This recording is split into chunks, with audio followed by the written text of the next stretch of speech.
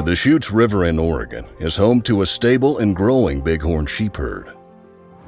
Thanks to a collaborative effort with Nevada, Oregon was able to augment a group of 40 sheep into the Calico Mountains. This was made possible by many organizations and individuals, with the Nevada Department of Wildlife and the Oregon Department of Fish and Wildlife working together on both sides of the border.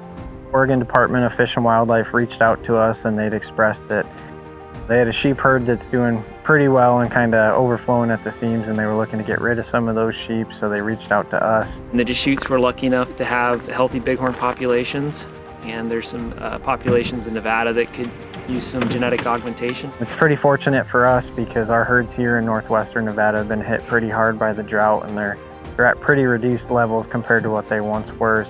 We used to have a fairly sizable herd in northern Nevada, and it's declined due to some habitat issues in the past.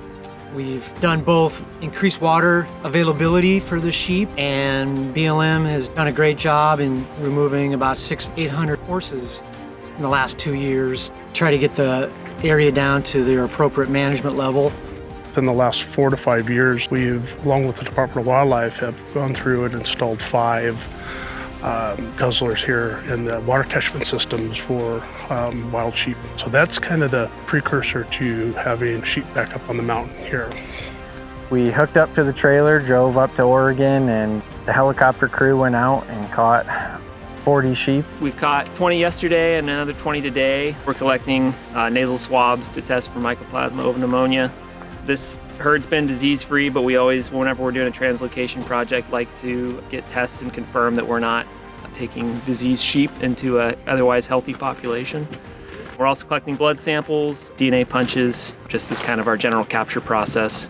So the majority of these bighorn sheep were captured on BLM here on the Lower Deschutes. And ODF&W invited the BLM out here to participate in being able to see bighorn sheep up close and be able to process the animals. In return, we were able to offer our 2 campgrounds to ODF&W and Nevada Fish and Game to process the animals. So these captures are very labor intensive and expensive with the helicopter work. Funding for that is kind of a joint process. The ION Partnership, Idaho, Oregon, and Nevada was founded by the Wild Sheep Foundation and brought in key funding through their GIA grant. The Oregon Wild Sheep Foundation provided funding and volunteers for this project, along with the Nevada Bighorns Unlimited, Reno and Fallon chapters, Elko Bighorns Unlimited, BLM, Wildlife Heritage Grant, and the Nevada Wildlife Record Book Foundation. All this was made possible by their support. We are constantly helping each other with information, technology, and source herds to help each other's herds grow and expand. We're very proud and happy, and everyone is just always willing to kick in and be there for each other to restore bighorn sheep west-wide. I don't think we could do any of this without a large volunteer force.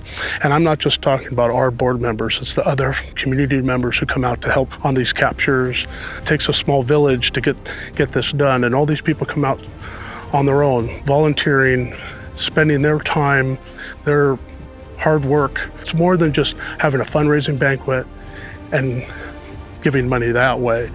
It's the volunteers that come together, and all their time and all their hours are used to generate funds to the federal government so we can continue doing more of these projects. So it's really been a group effort to make this happen.